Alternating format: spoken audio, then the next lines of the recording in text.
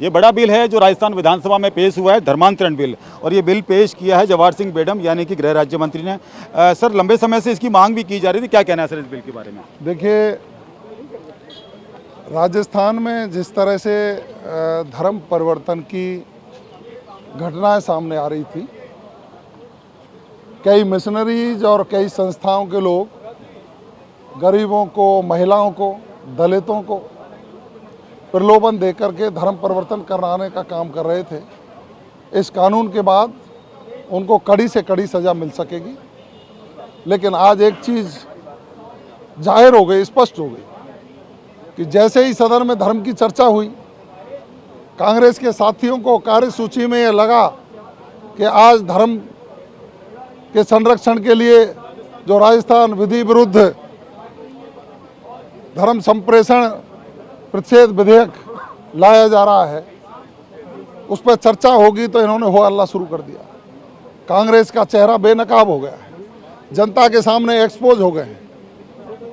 ये धर्म विरोधी लोग हैं, इनकी मंशा साफ जाहिर हो गई है। दूसरी तरफ प्रदेश के मुख्यमंत्री जी ने राजस्थान के लाखों करोड़ों धर्म प्रेमियों की भावनाओं को संरक्षित करने का काम किया, जो अपने तरीके से अपने धर्म को मानते हैं, पूजा पाठ करते हैं, स्वतंत्र रहते हैं, उनका संरक्षण करने का काम किया है।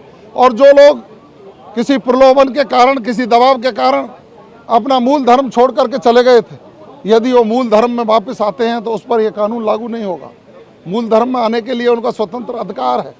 लेकिन जिनको दबाव देकर, जिनको प्रलोभन देकर, झांसे में लेकर धर्म परिवर्तन कराया है, और ऐसी कराने वाली संस्थाओं के खिलाफ कठोर कानून का प्रावधान रखा गया है, जो निश्चित रूप से राजस्थान के विकास में मील का पत्थर साबित होगा। कांग्रेस पर आप आरोप लगा रहे हैं, टीकाराम जूली जी कह रहे हैं कि पिछले 5 साल में एक भी धर्मांतरण का मामला सामने नहीं आया, लव जिहाद का मामला सामने नहीं आया। मैं टीकाराम जूली जी को आप बता सकते हैं, कहाँ रह गया टीकाराम जूली जी को, ये पढ़ाइए, दिखाइए। इनके अलवर में ये वो अलवर का कहाँ है, देखना, अलवर का लाइए। अभी 3-4 दिन पहले ही आपने समाचार पत्रों में पढ़ा होगा, एक अलवर में एक घटना हुई और उसमें एक FIR हुई। ये FIR हुई, इन्हीं के जिले की है। ये आंख मूंद के बैठे हैं, ये इन्हीं के जिले की घटना है। ये आप इसको जूम करके देखिए, अभी 3 दिन पहले ही अखबार में छपी है। राजस्थान की जनता को गुमराह करने के अलावा इनके पास कोई शब्द नहीं है। आज इनका चेहरा बेनकाब हो गया है। ये धर्म विरोधी लोग हैं, ये धर्म की चर्चा में भाग नहीं लेना चाहते।